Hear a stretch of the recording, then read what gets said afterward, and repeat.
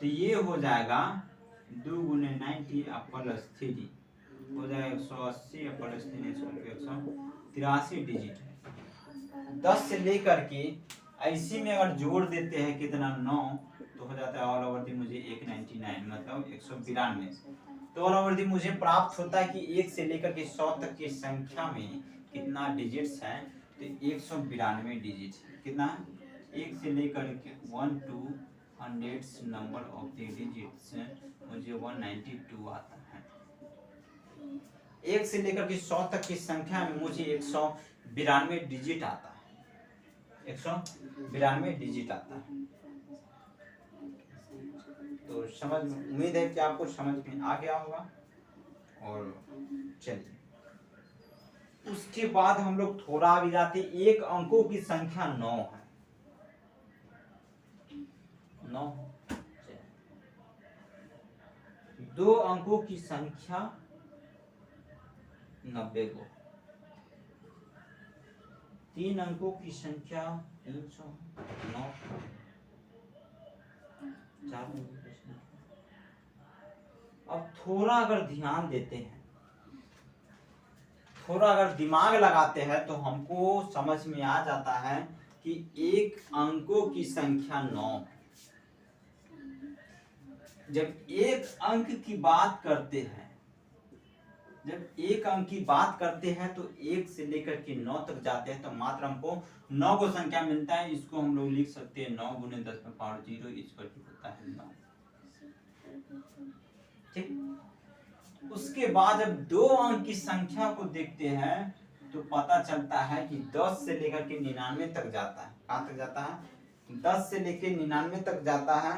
All over the मुझे प्राप्त होता है 9 अंक की संख्या। तो हमको 9 गुने 10 पे पावर 1 डालते हैं।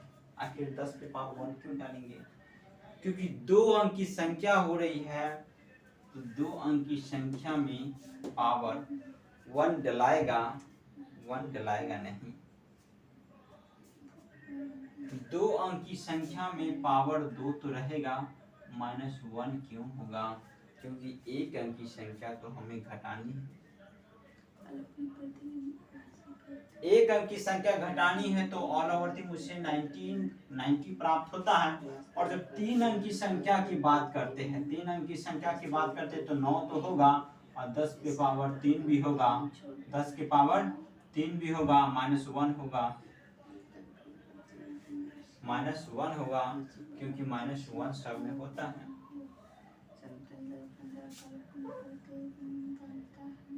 होता है इसे लेकर के तो हमको होता है 900।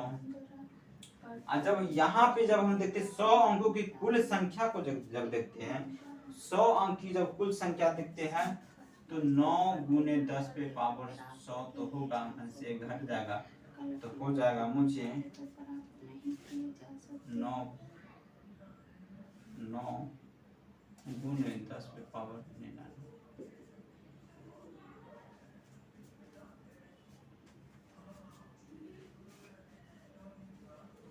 एक कम।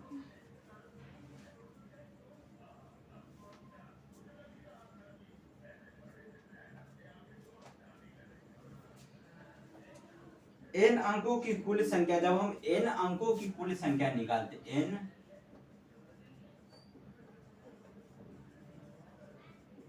कुल संख्या, जब n अंकों की कुल संख्या निकालते हैं, जब बॉक्स बनाते हैं तो 1 से लेकर के जब 9 तक बनाना है तो इसमें तो 9 आएगा, इसमें 10 पे पावर 1 -1